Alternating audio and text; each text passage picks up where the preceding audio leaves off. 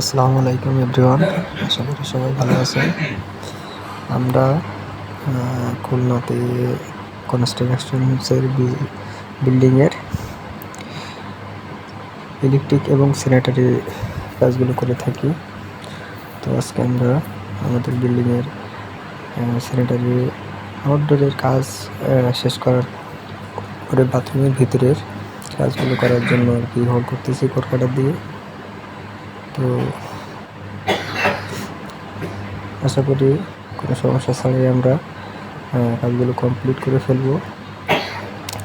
আমাদের বিল্ডিংয়ে total bathroom আছে প্রায় 7 তলা বিল্ডিং, 7 তলা বিশিষ্ট। তো 2 ইউনিটের বিল্ডিংটিতে প্রায় 28-29টা 30টার মতো বাথরুম আছে সম্ভবত। তো আমরা সবগুলাই বাথরুমে কোরকাটার দিয়ে আর কি ছিদ্রগুলো করে ফেলবো। তো আমরা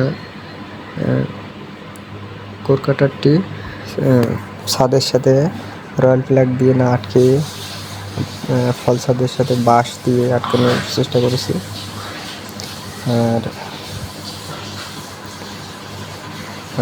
আমার ব্যক্তিগত মতামত হিসেবে বলতে পারি যে এই যে বাঁশ দিয়ে আটকানোটা অনেক সহজ এবং খুবই শক্তপোক্ত হয়। রয়্যাল প্লাগ দিয়ে দেখছি আমরা, কিন্তু রয়্যাল প্লাগ একটি ব্যয়বহুল কাজ। আর এটা দিয়ে কিছুদিন পর পরে নাট নষ্ট হয়, রয়্যাল প্লাগ নষ্ট হয়।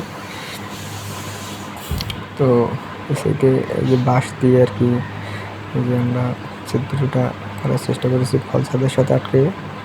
তো এটাতেই অনেক শক্তপোক্ত হয়, তবে ওপেন স্পেসে এটা খুবই কষ্টকর হয়ে যায়, কারণ ওপরে বাঁশ দেওয়ার মতো পরিবেশ থাকে না। সেই সময় আমাদের রয়্যাল প্লাগ মারতে হয়।